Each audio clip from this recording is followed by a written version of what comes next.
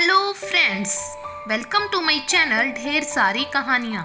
आइए शुरू करते हैं आज की हमारी कहानी पाप की सजा अंतिम भाग। अभी तक आपने पढ़ा कि कीर्ति की पोस्टिंग हिमाचल में हो गई और वो एक प्राथमिक शिक्षिका के रूप में वहाँ सुचारू रूप से रच बस गई। अब आगे।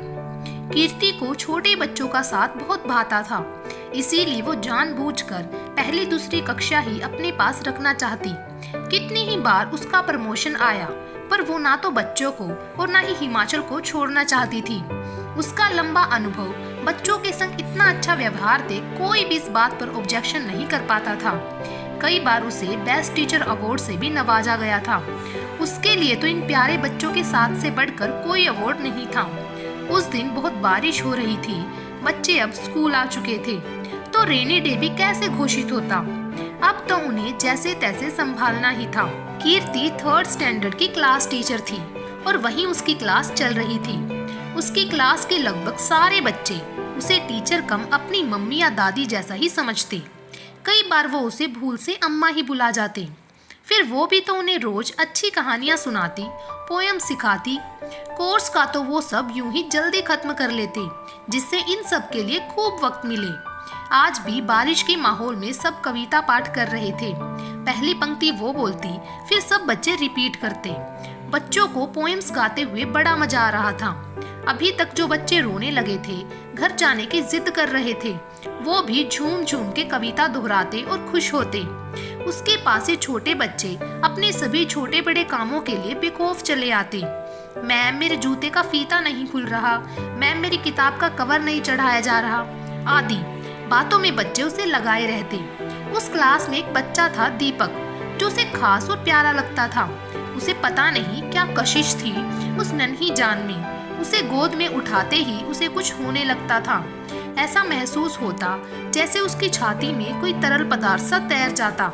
इस उम्र में भी वो भी तो उस पर ऐसे अधिकार जमाता जैसे कोई घर का ही बच्चा हो। वो उसे जितना खुद से दूर रखना चाहती, मन उतना उसके पास भटकता। उसे लगता शायद कोई पिछले जन्म का नाता होगा इस बच्चे से मेरा। फिर भी अगली पीटीएम परसों को ही थी। उसने सब बच्चों की डायरी में लिख दिया कि इस बार सब अपने मम्मी पापा दोनों के साथ आएंगे। उसे मन में कोई जिज्ञासा सी थी दीपक के पेरेंट्स से मिलने की। आज वो बहुत व्यस्त थी, सारे पेरेंट्स से घिरी बैठी थी। वो सब अपने बच्चों की बातें जान रहे थे और कीर्ति से टिप्स भी ले रहे थे। एक बच्चे की माँ बोली, आप इन्हें कैसे समझाती हो कि एकदम मान जाते हैं। जब से आपने फास्ट फूड खाने को मना किया है, अब ये घर का खाना खाने लगा है। कीर्ति आज ये सब सुन के बहुत खुश थी। दीपक की मम्मी अकेली ही आ पाई थी। उन्होंने बताया कि उनके पति डॉक्टर मानव बहुत व्यस्त थे और माफी मांग रहे थे ना आ पाने की। जल्दी ही वो आपसे मिलेंगे। हमारा बच्चा सारे दिन सिर्फ और सिर्फ आपकी बातें करता है, जिससे इसके पापा की उत्सुकता बहुत बढ़ गई है आपसे मिलने की। कीर्ति यूं ही मुस्कुराती रही और सबके जवाब देती रही। एक हफ्ते बाद आज 2 दिन से वो बुखार से पीड़ित थी। शायद वायरल था, बहुत कमजोरी महसूस कर रही थी, इसीलिए स्कूल से लीव पर थी। ऐसे नाजुक समय में आदमी को परिवार की बहुत जरूरत महसूस होती है। उसे लगा था मामूली बुखार है, 1 आध दिन में ठीक हो जाऊंगी, क्यों किसी को परेशान करूं। बीमारी की हालत में उल्टे सीधे विचार मन को परेशान करते ही हैं। वो ही हाल कीर्ति का हो रहा था। क्या वाकई में मेरी युवावस्था में की हुई भूल एक गलती मात्र थी, या फिर वो कोई पाप था जिसकी माफी मुझे इस जन्म में नहीं मिलेगी। आज वो खुद ही वकील और जज बनी हुई थी। एक और वो सोचती, इस उम्र में अक्सर ऐसी गलती हो जाती है, पर उसकी इतनी बड़ी सजा, क्या ये न्याय उचित है? गलती, इसे गलती कहते हो? किसी मासूम को जब पालना ना हो तो पैदा कर किसके हवाले छोड़ा था? दूसरी तरफ आवाज आती, मैं मजबूर थी, खुद निर्णय नहीं कर सकती थी, मेरे घर वालों के निर्णय ही मान्य था। घर वालों को ना घसीटो बीच में, अपने कर्मों का फल हमें खुद ही भुगतना पड़ता है। अभी ये अदालत ना जाने कितनी देर चलती। वो तो तभी किसी ने दरवाजा खटखटाया। उसने कमजोर स्वर में कहा, कौन है, अंदर आ जाओ। उसके सामने एक लंबा गौर वर्ण बहुत खूबसूरत व्यक्ति खड़ा था। वो मंत्रमुग्ध सी उसे देखने लगी। अभी कुछ समझ पाती कि वो कौन है, इतने में दीपक दौड़ते हुए आकर उससे लिपट गया। ओह, तो आप हैं दीपक के पापा, डॉक्टर मानव। वो सामान्य हुई। वो उठना चाह रही थी पर उसने उन्हें लेटे रहने को कहा। बहुत दिन से ख्वाहिश थी आपसे मिलने की। दीपक आपसे बहुत अटैच्ड है। 2 दिन से आप स्कूल ना आई तो मुझे आज यहाँ ले आया। उसने प्यार से दीपक को निहारा। वो खुद भी सभी बच्चों को बहुत मिस कर रही थी। आप क्या मेडिसिन ले रही हैं? लाइए मैं आपको चेक कर लेता हूँ, कहकर वो उनके पास आया। अरे आपको तो बहुत तेज बुखार है, लाइए अपना हाथ दीजिए, मैं आपकी नब्ज देखता हूँ। कीर्ति ने जैसे ही उसके हाथ में अपना हाथ देना चाहा, उसे बहुत तगड़ा झटका सा लगा। क्या सीधे हाथ में 6 उंगली, बिल्कुल उसी तरह जैसे। क्या हुआ टीचर जी, आप क्या देखने लगी? ओह शायद मेरी उंगली। वो हंसा। लोग बताते हैं जन्म से ही ऐसी हैं। बेटा तुम्हारे माँ बाप नहीं है क्या? वो हकलाती हुई बोली। बड़ा अभागा हूँ जी मैं, जिसने पैदा किया वो कोई रईस चादी थी, मंदिर की सीढ़ी पर छोड़कर भाग गई। नाजायज औलाद होऊंगा मैं उनकी। अरे पालने की हिम्मत ना थी तो तभी मार क्यों ना दिया? कीर्ति ने देखा ये सब कहते हुए उसके चेहरे पर घृणा, गुस्सा और रोष जैसे लिख गया हो। वो बोलता रहा, वो तो भला हो एक दंपति का जिन्होंने मुझे वहां से उठाकर पाला पोसा, इंसान बनाया, पर वक्त का सितम भी तो देखिए, वो भी दुर्घटना का शिकार बन गए। अब तो बस हम 3 ही बचे हैं परिवार में। कीर्ति की आवाज उसके हलक में घुट गई। वो कुछ भी बोलने, सुनने, समझने लायक नहीं थी। कितना इंतजार किया था उसने इस पल का, और आज वो समय आ ही गया। लेकिन इस तरह जीवन में कई बार मनुष्य बहुत मजबूर हो जाता है।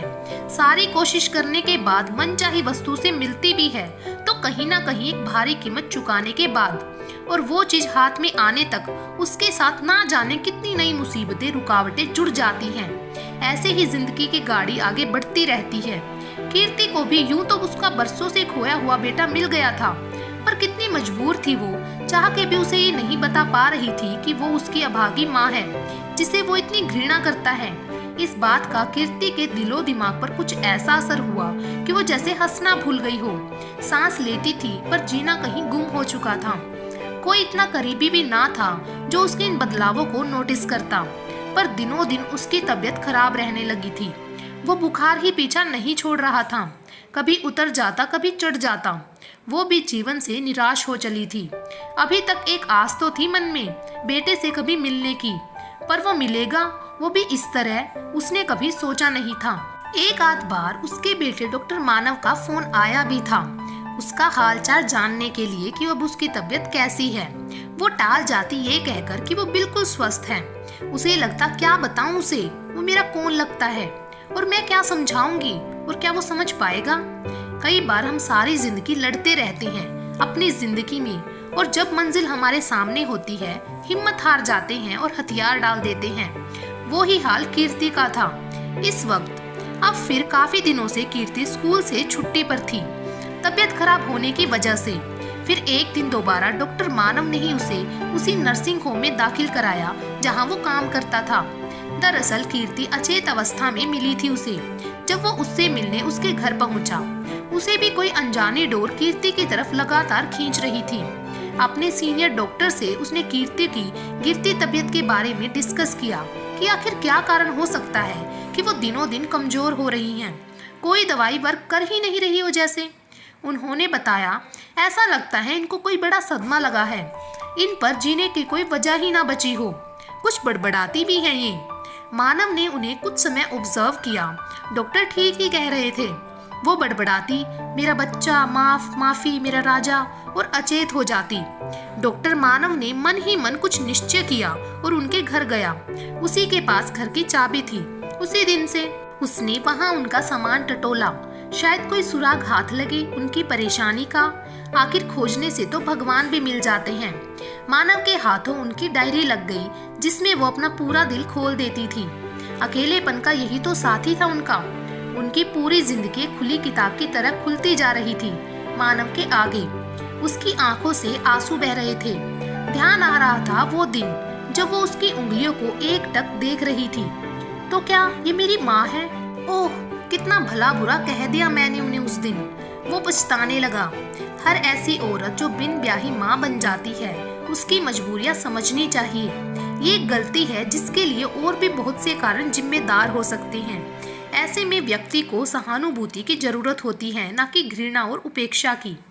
मानव जल्द ही मन कुछ निर्णय लेता हुआ नर्सिंग होम पहुंचा। उसने कीर्ति का हाथ अपने हाथों में लेकर उसके कान में हल्के से फुसफुसाया, माँ, मेरी प्यारी माँ, मैं तुम्हारा बच्चा, तुम्हारा राजा बेटा। कीर्ति के शरीर में कुछ हरकत हुई। बार बार ये सुनकर धीरे धीरे उनकी बेहोशी टूटी और मानव को अपने सामने देख उसे इस तरह से प्यार से माँ पुकारते देख उसके निर्जीव प्राण शरीर में मानो किसी ने प्राण फूंक दिए। बहुत जल्द अब वो स्वस्थ होने लगी। सब आश्चर्यचकित थे कि ये जादू क्या हुआ है उस पर। और एक तरफ वो मानव, एक तरफ उसकी बहू और दूसरी तरफ दीपक, उसका प्यारा पोता, उनको देख देख निहाल हो उठती। उसे जैसे सारे जहां की खुशियां मिल गई। अब सच ही कहा है किसी ने, भगवान जब देते हैं तो छप्पर फाड़ के देते हैं। आज की कहानी को यहीं पर समाप्त करते हैं दोस्तों। कहानी कैसी लगी कमेंट्स करके जरूर बताएं और ऐसी ही और कहानियों के लिए हमसे जुड़े रहें। Thank you.